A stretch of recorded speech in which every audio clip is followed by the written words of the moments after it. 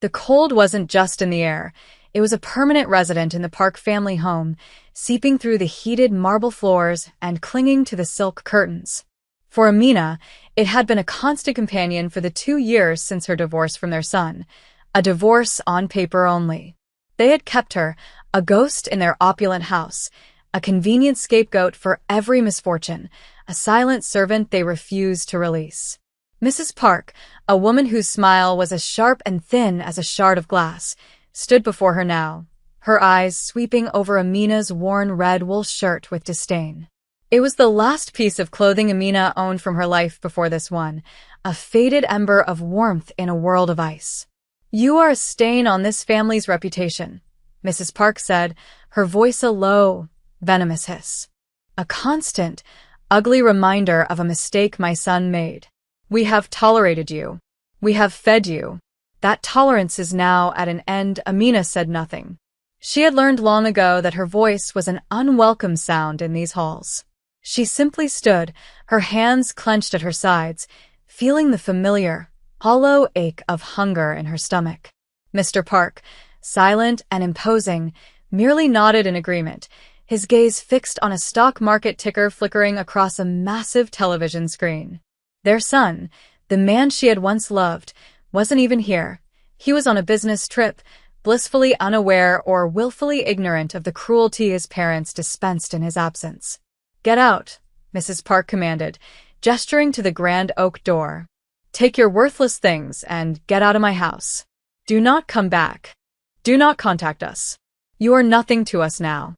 You were always nothing." The finality of the words was a physical blow. Amina didn't beg. She wouldn't give them the satisfaction. She turned, walked to the small room she occupied in the staff quarters, and packed her few belongings into a thin tote bag. The red wool shirt felt flimsy against the sudden, brutal reality of her eviction. As she walked to the door, the butler held it open, his face a mask of professional indifference. The icy wind of the burgeoning blizzard outside slapped her face, a cruel welcome from the world she was being thrown into. The door clicked shut behind her, the sound of a vault ceiling. She was alone, cast out into the swirling snow with less than $20 in her pocket and a heart frozen solid with betrayal. The world tried to break her, and for a moment, standing on that perfectly manicured but mercilessly cold doorstep, it felt like it had finally succeeded. The blizzard was a white monster, roaring and clawing at the city. Amina pulled the thin collar of her shirt tighter, the wool now soaked and useless against the biting wind. Each snowflake felt like a needle against her exposed skin. The pristine, wealthy neighborhood was deserted, its grand houses sealed tight against the storm, their windows glowing with a warm, taunting light. A light she would never know again. She walked for what felt like hours, her destination a vague, hopeless point somewhere beyond the horizon of snow. Her feet grew numb first, then her hands. The city lights blurred into a watercolor smear of indifferent colors. The cold was no longer just on her skin. It was in her bones, in her blood, a creeping lethargy that promised a final, dreamless sleep. She stumbled, her legs refusing to obey, and fell into a snowdrift by the side of the road. The snow was surprisingly soft, like a cold, white bed. It would be so easy to just close her eyes, to let the cold take her, to finally stop feeling the ache of being unwanted, of being discarded like trash. Her breathing grew shallow, each exhale a small, white ghost in the gregarious air. She thought of him, then. A fleeting memory, sharp and painful. Lee Jinwoo, her ex-husband. A man who was a storm of a different kind, all quiet intensity and devastating power. A man she had left to protect him from a world he never told her about, only to find herself in a gilded cage, far more dangerous. The irony was a bitter pill. She had run from a king, only to be devoured by his courtiers. Her eyelids felt heavy, so incredibly heavy. The roaring of the wind began to fade, replaced by a low, humming sound. A pair of intensely bright lights cut through the swirling snow, growing closer. A long, black car, silent as a shark, glided to a halt just feet from where she lay. The world was tilting, fading to black. She felt a profound sense of release. The fight was over. The back door of the car opened, spilling a sliver of warm, golden light onto the snow. A figure emerged, tall and broad, silhouetted against the storm. He moved with an unnerving grace, his expensive overcoat impervious to the blizzard's fury. He knelt beside her, and even through the fog of encroaching unconsciousness, she recognized the scent of sandalwood and subtle, clean steel. A hand, warm and strong, brushed the snow from her face. A voice, low and rough with a fury she hadn't heard in years, cut through the darkness. Amina. The voice was a fissure in the ice that had encased his heart for 2 years. Li Jinwu stared down at the woman half buried in the snow, and a cold, precise rage began to build within him. It was a controlled burn, far more dangerous than any flash of temper. It was the kind of rage that dismantled empires and salted the earth where they once stood. Her skin was pale, tinged with blue at the lips. The vibrant red of her shirt was a splash of blood against the stark white of the snow, a distress signal his soul recognized instantly. "Sir," his driver, Mr. Kong, asked, his voice calm but laced with concern from the open car door. Jinwu didn't turn. His entire universe had contracted to this small, fragile form at his feet. "Open my coat," he commanded, his voice dangerously quiet. Mr. Kong was by his side in an instant, holding the heavy cashmere coat open. With a gentleness that belied the violence simmering beneath his skin, Jinwu gathered Amina into his arms. She was terrifyingly light, as if the world had starved the very substance from her. He settled her against his chest, wrapping the coat around her, cocooning her in his warmth and the scent of his protection. Her head lolled against his shoulder, her breath a faint, barely there whisper against his neck. He carried her to the car, the warmth of the heated leather interior a stark contrast to the frozen hell she had been lying in. He laid her carefully across the back seat, tucking the coat more securely around her. He slid in beside her, his hand resting on her forehead, feeling the deathly chill of her skin. "Mr. Kong," he said, his eyes never leaving her face. "Turn the car around. We're going to the penthouse. Have Dr. On meet us there in 20 minutes. Tell him it is a code black." Mr. Kong nodded, his expression grim. A code black meant life or death. It meant the boss's world was under threat. The heavy car executed a silent, perfect turn, its tires crunching on the fresh snow, and began to accelerate away from the manicured prison that had thrown her away. Jinwu looked out the window at the passing mansions, his reflection a mask of cold fury in the darkened glass. The Park family. He had allowed them to exist, to breathe, to maintain their pathetic illusion of status, all for her sake. Because she had asked for a clean break. But they had broken their end of the unspoken bargain. They had harmed what was his. And for that, there would be a reckoning. Not just a punishment.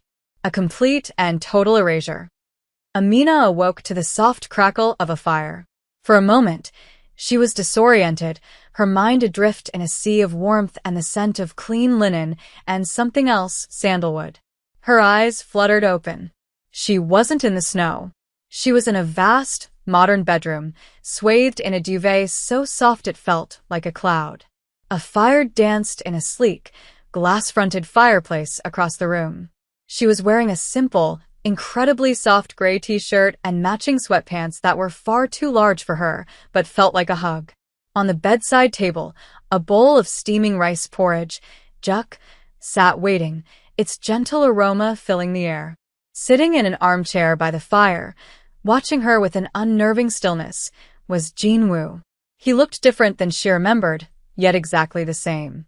The sharp lines of his face were harder, the quiet intensity in his dark eyes deeper.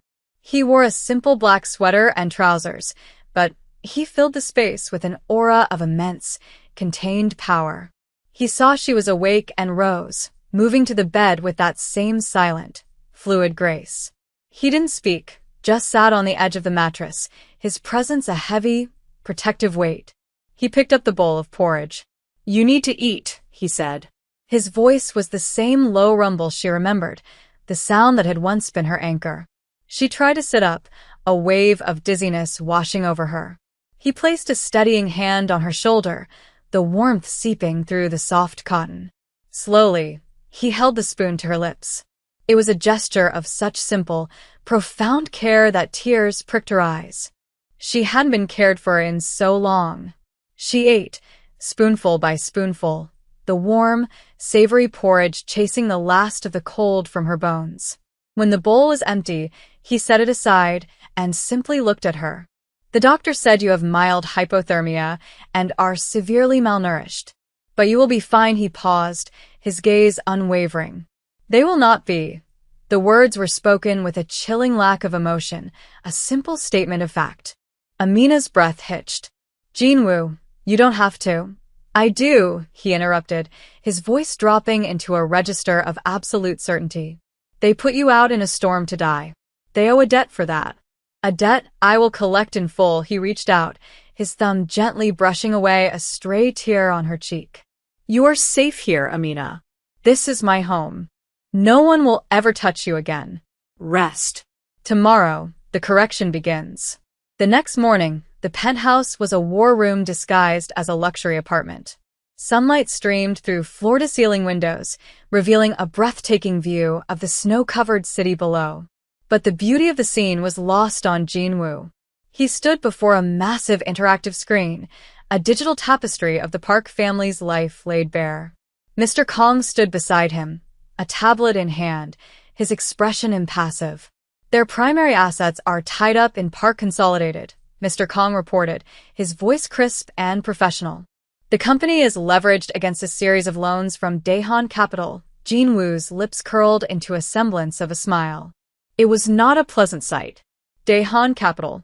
That's Lee Min-jun's territory. Remind him of the favor he owes me from the incident at the Incheon port. I want him to call their loans. All of them. Effective immediately, yes, sir. That will trigger a liquidity crisis. They won't be able to cover it. Exactly, Jinwoo pointed to a different section of the screen, a web of social connections. Mrs. Park. Her position as chairwoman of the Children's Heritage Foundation is her source of social currency. We have the files from 2 years ago, Mr. Kong said. The audit we conducted. The one you ordered us to seal. Unseal it, Jinwoo commanded. Leak the details of the charitable donations that were rerouted to fund her private art collection. Anonymously, of course. Send it to the top 3 investigative journalists in Seoul and to every member of the foundation's board. Mr. Kang's fingers flew across his tablet. Done, sir. The social fallout will be catastrophic. Good. Jinwoo's gaze was cold, his mind a razor-sharp instrument of vengeance. He was not just tearing down their house of cards. He was grinding the cards themselves into dust. He was stripping them of their money, their power, their reputation, the very things they valued more than human life. More than Amina's life. He felt a presence behind him and turned. Amina stood there, wrapped in a thick cashmere robe he had left for her. She looked small in the vast living space, but her eyes were clear, watching him with a complex mix of fear and something else, gratitude. Is this what you do? She asked, her voice soft. You press a button and people's lives are ruined? No, Jinwoo replied, his voice softening as he looked at her. I press a button and justice is delivered. There is a difference. They built their world on cruelty. I am simply showing them what it looks like from the rubble. The world of the Park family did not crumble. It evaporated. The montage of their downfall played out across Jinwoo's screens like a meticulously directed film. The first blow was financial. Mr. Park, in his gleaming corner office, received the call from Daehan Capital. The color drained from his face as he was informed his entire line of credit was being called in, due in 24 hours. His frantic calls to other banks were met with polite but firm rejections.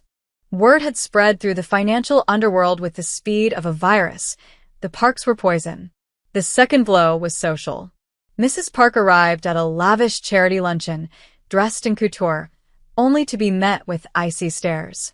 Whispers followed her like smoke. A board member approached, her face a mask of cold fury, and informed her she was to be investigated for embezzlement. Her phone buzzed with alerts from news outlets running the story.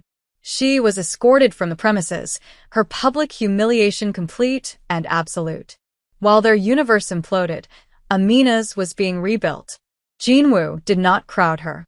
He gave her space, but his presence was a constant, reassuring warmth. He had the kitchen stocked with her favorite foods. He filled a bookshelf with novels by authors she loved. One evening, he came home with a single, perfect gardenia in a small pot. "I remember you said they were your favorite," he said, his voice quiet, almost hesitant. He placed it on a table where the afternoon sun would catch it. It was a small gesture, but it spoke volumes. It said, "I remember you. I see you." Amina found herself breathing easier. The hypervigilance that had been her constant companion for 2 years began to recede. She slept through the night without nightmares. She ate until she was full. She would watch the snow falling outside the vast windows, no longer seeing it as a threat, but as something beautiful, a clean slate. One night, she was watching an old movie when Jinwoo came to sit on the other end of the sprawling sofa. They sat in comfortable silence for a while, the only sounds the film's dialogue and the soft crackle of the fire. "Thank you," she whispered, not looking at him. "You didn't have to do any of this." He turned his head, his dark eyes studying her profile. "Yes, I did," he said simply. "There are certain things a man must do. Protecting what is his is one of them." The words hung in the air, filled with a possessive tenderness that made her heart ache in a way that was both painful and sweet. The status swap was complete. As her world was being filled with warmth and light, theirs was being plunged into a cold, permanent darkness. The city was a glittering tapestry of lights below the penthouse. The storm had passed, leaving behind a world scrubbed clean and silent under a blanket of snow. Amina stood by the window, tracing the path of a distant car with her finger on the cold glass. Jinwoo came to stand beside her, a glass of warm tea in his hands, which he offered to her. She took it, their fingers brushing. The small spark of contact was electric, a jolt of warmth that had nothing to do with the tea. "Why did you never tell me?" she asked softly, her voice barely a whisper. "About your world." About all of this he was silent for a long moment, his gaze lost in the city's constellations. "I wanted to keep you separate from it," he finally said, his voice laced with an old, familiar pain. "I wanted you to have a normal life. A safe one." "My world, it isn't safe." He turned to face her, the soft light from the fireplace carving shadows onto his face. "My father was like me. He built this organization. But he made enemies. When I was a boy, they tried to use my mother to get to him. They failed, but she was hurt." He unconsciously touched a thin, silvery scar that ran from his temple into his hairline, almost hidden by his dark hair. "I got this trying to stop them." Amina's breath caught in her throat. She had seen that scar 1,000 times when they were married, but had never known its origin. He had always been so guarded about his past.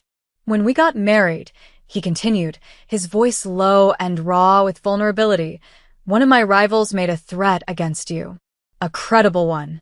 I thought the safest thing I could do for you was to let you go, to push you away so you would be out of the line of fire. I engineered the divorce. I made you think I didn't want you anymore. It was the hardest thing I've ever done, and it was the biggest mistake of my life." Tears welled in Amina's eyes. It all made sense now, his sudden coldness, the inexplicable distance that had grown between them. It wasn't a lack of love, it was a desperate, misguided act of protection. She reached up, her fingers tentatively tracing the line of the scar on his temple. His skin was warm. He closed his eyes at her touch, a shudder running through him. "I was so stupid," he murmured. "I thought I was protecting you, but I just delivered you to a different kind of monster. You found me," she whispered, her voice thick with emotion. "You came back for me." He opened his eyes, and they were dark, deep pools of regret and longing. "I never stopped looking for you, Amina. Not for a single day." He leaned in slowly, giving her every chance to pull away. She didn't. She leaned in, too, meeting him halfway. His lips were soft, hesitant at first, then firming with a desperate, pent-up passion. The kiss was not one of simple romance. It was a kiss of reunion, of forgiveness, of two broken halves finally coming home. It was a promise made in the quiet of the night, a vow that they would never be separated by shadows again. The tender moment was shattered by a sudden, jarring sound, a low, electronic hum that vibrated through the floor, followed by the metallic slam of storm shutters descending over the panoramic windows, plunging the penthouse into an eerie, semi-darkness illuminated only by the fire and emergency lighting strips that activated along the baseboards. Red lights pulsed softly on a security panel near the door. Jin-woo broke the kiss instantly, his entire demeanor shifting from vulnerable lover to apex predator. He was on his feet, his body shielding Amina, his eyes scanning the darkness. "What is it?" Amina asked, her heart hammering against her ribs. "Perimeter breach," Jin-woo said, his voice a low, dangerous growl. "Someone is making a run at the building." He moved to an intercom panel. "Mr. Kang, status report." Mr. Kang's voice came back, impossibly calm through the speaker. "Multiple hostiles, sir. They've bypassed the ground floor security. They're in the elevators, heading your way. My team is moving to intercept, but the penthouse is the target, the Kaipa Syndicate," Jin-woo snarled. "They must have thought finding you had made me soft. Made me weak." He turned to Amina, his face grim but resolute. "Stay behind me. This room is a fortress. The doors are reinforced steel. They cannot get in." But as he spoke, a heavy thud vibrated through the main door, followed by the high-pitched whine of a thermal lance. They were cutting through the lock. Amina's old fear, the instinct to freeze and be invisible, warred with a new, unfamiliar surge of defiance. She would not be a victim again. She would not hide while he fought for her. "What can I do?" she asked, her voice steady. Jin-woo looked at her, surprised. He saw not the frightened woman he had found in the snow, but a partner, her eyes clear and focused. He gave a sharp, appreciative nod. "The security terminal," he said, pointing to the screen he had used to dismantle the parks. "Bring up the building schematics. I need to see their approach vectors. Activate the fire suppression system in the main hallway.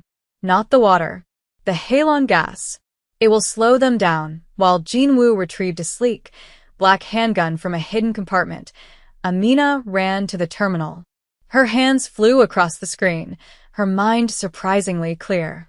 She found the schematics, highlighting the elevator shafts and service corridors. She found the environmental controls and activated the gas dispersal. On the screen, she could see the heat signatures of the intruders in the hall falter as the colorless, odorless gas filled the space. An alarm blared on her screen. "They're cutting through the west wall," she yelled. "It's a weaker point, a service chase." Jin-woo didn't hesitate. He moved to the wall, listening intently. "They think I'm a fool," he murmured. The siege was not just an attack, it was a test. And as the whine of cutting tools grew louder, Amina knew, with absolute certainty, that they were testing the wrong man and the wrong woman. The whine of the plasma cutter reached a fever pitch before abruptly ceasing. A moment of tense silence hung in the air, thick and heavy. Then, a section of the reinforced wall glowed cherry red before being kicked inward with a deafening crash. Two figures, clad in black tactical gear and gas masks, spilled into the room, assault rifles raised. They never got a chance to fire. Two silenced shots echoed like sharp claps, and both intruders crumpled to the floor, neutralized by Jin-woo's precise, economical movements. He moved like a dancer of death, using the large sofa as cover. More figures tried to breach the opening. Amina, still at the terminal, saw another team approaching from the rooftop helipad. "The roof!" she shouted. "They're coming down from the roof." Jin-woo glanced at the screen, then at her, a look of grim understanding passing between them. He gave a command into his wrist communicator. "Mr. Kang, roof team is your priority. I have the breach." He tossed a small, heavy object to Amina. It was a panic button. "If I fall, you press that. It will flood this entire floor with enough voltage to fry every circuit and every person in it." You will be safe in the panic room behind the bookshelf. His eyes held hers. I will not fall. He moved to face the breach, a shadow against the firelight, a guardian at the gate. The fight was brutal and swift. Jinwoo was not just a businessman. He was a warrior, trained and lethally efficient. But they were many. Gunfire erupted, chewing chunks out of the designer furniture and plaster walls. Through it all, Amina remained at her post, calling out enemy positions she saw on the schematic, a vital set of eyes he didn't know he needed. The battle ended when Mr. Kong and his team arrived, flanking the remaining intruders and subduing them with ruthless efficiency. The penthouse was a wreck of smoke, shattered glass, and fallen bodies. Jinwoo stood amidst the chaos, breathing heavily, a small cut bleeding on his cheek. He looked at Amina, who was still standing by the terminal, her knuckles white but her gaze steady. He crossed the room, ignoring the mess and his men, and pulled her into a fierce embrace. You were brave, he murmured into her hair. You were my partner. The next day, after the mess was cleared, Jinwoo arranged the final confrontation. Not in a boardroom, but in a cold, damp, and empty warehouse on the industrial waterfront. The Park family was brought before them. They looked diminished. Stripped of their fine clothes and arrogance, they were just a man and a woman, shivering in the cold. Their son was there too, flown back and finally facing the consequences of his willful neglect. They stared at Jinwoo with terror, but when their eyes fell on Amina, standing beside him, whole and strong, their terror was mingled with disbelief. You have nothing left, Jinwoo stated, his voice echoing in the vast, empty space. Your accounts are gone. Your company is being dismantled. Your name is synonymous with disgrace. The authorities have a very thick file on your financial crimes. You will go to prison for a very long time. Mrs. Park finally broke. Please, she begged, the words scraping from her throat. We'll do anything. Jinwoo looked at Amina. It is not my decision to make. The debt is owed to her. All three of them turned to look at Amina, their faces a pathetic mask of desperation. She was no longer the invisible girl they had thrown out. She was the arbiter of their fate. She looked at their terrified faces, seeing not the monsters they were, but the hollow, pathetic shells they had become. Prison is too easy, Amina said, her voice clear and steady, carrying a weight they could not have imagined. You will be given new identities. A small, monthly stipend. Enough to live on, but not enough to be comfortable. You will be relocated to a small town where no one knows you. You will live the rest of your lives in obscurity. You will know what it is like to be nothing. To be invisible. It was not vengeance. It was a correction. A life sentence of the very emptiness they had tried to inflict upon her. The penthouse was restored to its former pristine state, the scars of the battle erased, as if they had never been. The only change was the small pot with the gardenia, which now sat on the central coffee table, its white petals a symbol of a new beginning. Amina and Jinwoo stood by the floor-to-ceiling windows, the city lights below them a sea of diamonds. The war was over. Both of them. The one waged with money and whispers against the Parks, and the one waged with bullets against the Kaipa Syndicate. A profound peace settled in the room. Is it really over? Amina asked, leaning her head against his shoulder. His arm was wrapped securely around her waist, a familiar and welcome weight. With them, yes, he confirmed. They are ghosts now. The Kaipa will regroup, but they know what this place is now. They know who we are now. They will not be so bold again. He turned her to face him, his hands cupping her face.